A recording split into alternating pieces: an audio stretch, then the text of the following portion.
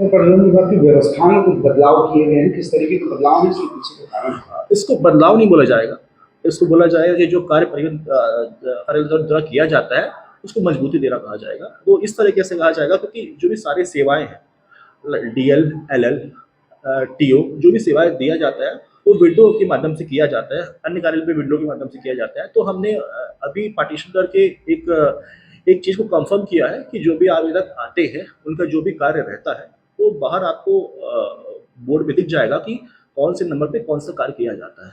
तो ऐसी स्थिति में पब्लिक अंदर ना जाके और डायरेक्ट कमरे में ना घुस के वो बाहर विंडो के माध्यम से एप्लीकेशन कर सकते हैं।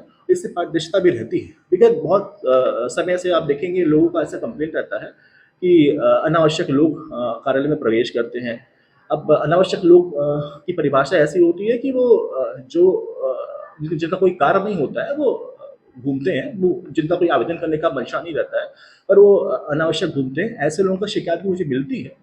तो इसको रोकने के लिए हमने ऐसा पार्टीशन किया। पार्टीशन भी ऐसा नहीं, वो खुला हुआ है, पार्टीशन मेरे कमरे के बाद है।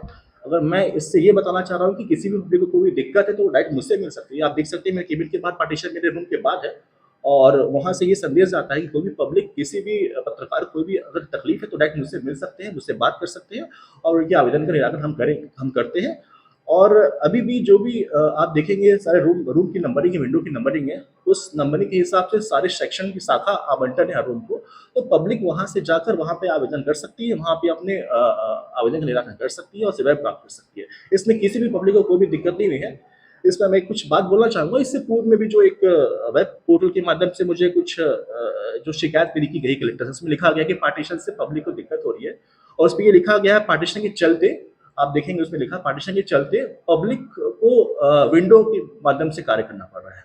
और उनके द्वारा कुछ 20 दिन पहले ये लिखा गया था कि अनावश्यक लोग अंदर घुसते हैं, विंडो से काम नहीं हो रहा है। तो उनकी जो दोनों बातें विरोधाभास है, वो दोनों चीजें एक दूसरे को कॉन्ट्रडिक्ट कर रही है। हमने ऐसा सिस्टम इसलिए लाया कि लोग विंडो से काम करें, ट्रांसपेरेंसी रहे और शिकायत का मौका लोगों को ना मिले।